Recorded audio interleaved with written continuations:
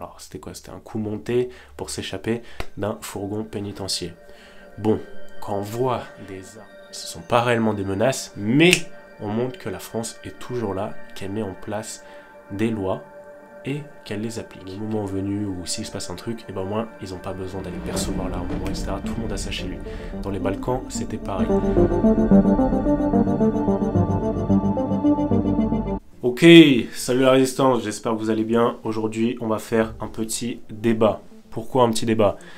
J'ai vu souvent passer dans le groupe Facebook, d'ailleurs, pour ceux qui ne savent pas, vous avez le e-book dans la description. On va parler de plusieurs fondamentaux du survivaliste, autant que vous les maîtrisez, parce que sinon, ça risque d'être compliqué dans votre préparation. Et également, vous aurez un lien d'invitation pour rejoindre le groupe Facebook de la résistance. On est de mémoire 150 sur le groupe. Ça fait que monter. Rejoignez maintenant, sinon peut-être que vous allez louper le coche. On verra par rapport à ça. C'est le premier lien dans la description. Donc sur ce groupe Facebook-là, j'avais vu passer à une certaine période, il n'y a pas si longtemps que ça, les nouvelles réglementations sur les armes.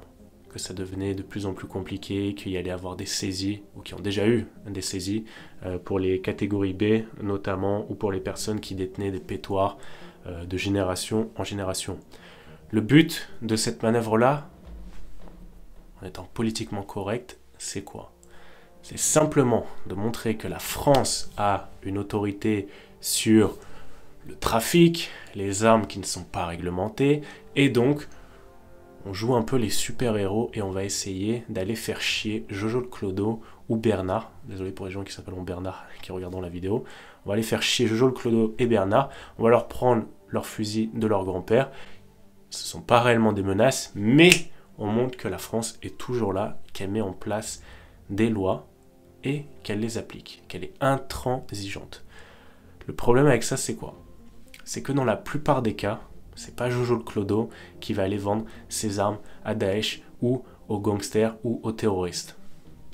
Non, peut-être qu'il y a des gens qui ne le savent pas, mais moi je vous le dis, c'est très rare. Souvent, les réseaux criminels d'armement, ils viennent d'où? Ils partent notamment du Kosovo, de l'Albanie et même des fois plus du Moyen-Orient. Pourquoi? Parce que c'est des pays où la guerre, le Kosovo, les Balkans, plutôt, allez, on va dire, les Balkans, il y a eu la guerre il n'y a pas si longtemps que ça, dans les années 2000, un petit peu avant. Et donc, ces pays-là étaient chargés de Kalachnikov. Il y avait une personne qui avait une Kalachnikov. Voilà.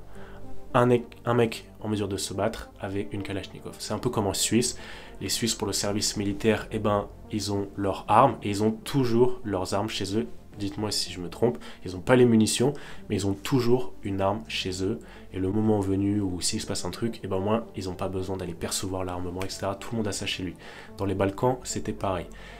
Comme c'est des pays qui ont un pouvoir d'achat beaucoup moins élevé dans l'Europe, ils font partie des plus bas, ils vendent leur Kalachnikov entre 400 et 500 euros. Vraiment. Parce qu'ils en ont tellement en abondance qu'ils les vendent à bas prix. Pour eux, c'est quasiment un mois de salaire.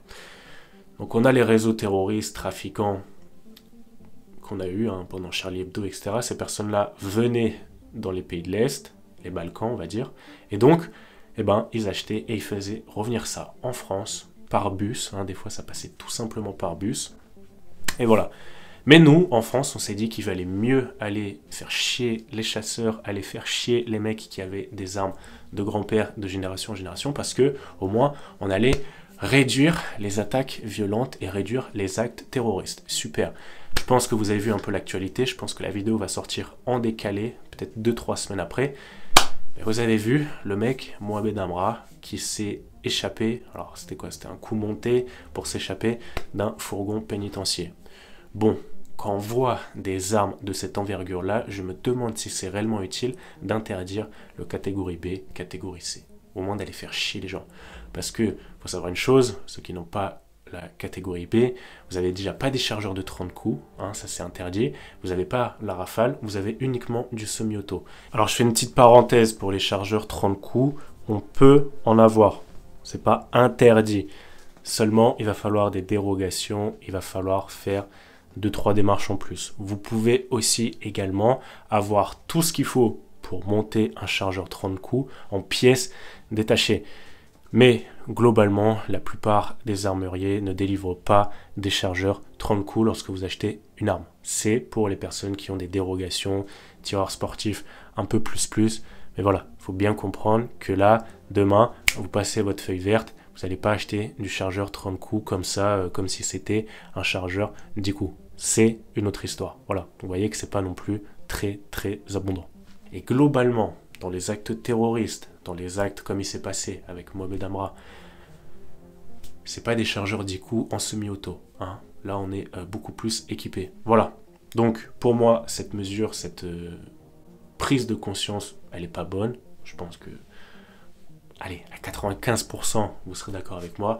C'est du bullshit, c'est du pipeau, c'est juste pour distraire l'attention, montrer qu'on est là, mais pas sur le vrai problème. Est-ce que pour autant, il y a des chasseurs, il y a des personnes qui ne vendent pas aux blacks des munitions, des fusils?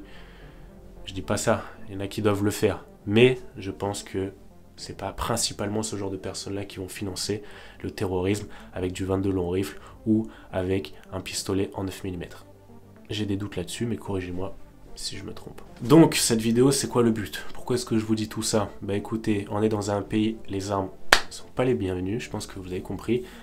Par contre, quand on est victime, là, hein, quand on s'est pris une rafale dans la tête ou dans le torse, comme les personnes du fourgon, bah là, il y aura une marche blanche, il y aura des réformes qui seront prévues, la France soutient, je suis Charlie, ok, super. En attendant, le problème, hein, il s'est jamais stoppé. C'est bien de pleurer, c'est bien de chialer un bon coup, chialer tous un bon coup là avec moi, hein. Ah, le problème n'est pas résolu. Eh oui, mais bon, je suis pas politicien, je me présente pas à la présidentielle. Je peux tout simplement vous dire que pour les personnes qui veulent s'équiper en termes d'armes à feu, passez quand même vos autorisations, passez à minima votre permis C. Permis C, vous ferez beaucoup de choses avec. Pareil, ça c'est sous-côté. On vous fera un peu moins chier si vous avez du catégorie C que du catégorie B. Et encore, on met des guillemets. Mais en attendant, passez vos autorisations. Pourquoi? Parce que j'ai fait des vidéos dans le passé à ce sujet-là. Des personnes qui avaient acheté des grenades, des personnes qui avaient des stocks de munitions énormes, des pistolets mitrailleurs sans autorisation. Autant vous dire que ceux-là, s'ils s'appellent Maxime et Pierre, ça va faire mal. Ok? Donc faites ultra gaffe avec ça. Je sais que ça en freine plus d'un. On n'a pas envie d'avoir la police qui vient saisir les armes chez nous. Mais passez quand même vos autorisations parce que si un jour vous avez le malheur d'être contrôlé, que vous êtes un gars, on va dire, inséré dans la société et qui produit pour les impôts, qui produit pour la TVA, qui est une bonne vache à lait que l'État y va traire, autant vous dire que si on peut vous mettre au placard, on va le faire. Et vous servirez d'exemple pour les personnes qu'on peut pas... On peut pas dire tout ce qu'on veut. Vous avez compris, c'est pas politiquement correct. Par contre, vous, je peux vous garantir, vous aurez aucun putain de passe-droit. Donc, passez vos autorisations, faites très attention à ça.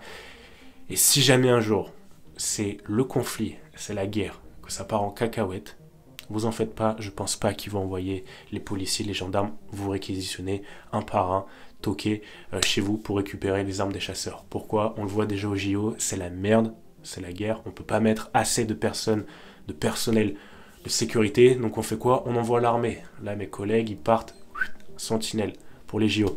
Donc vous en faites pas, la police est en sous-effectif, donc si jamais un jour ça part vraiment en vrille,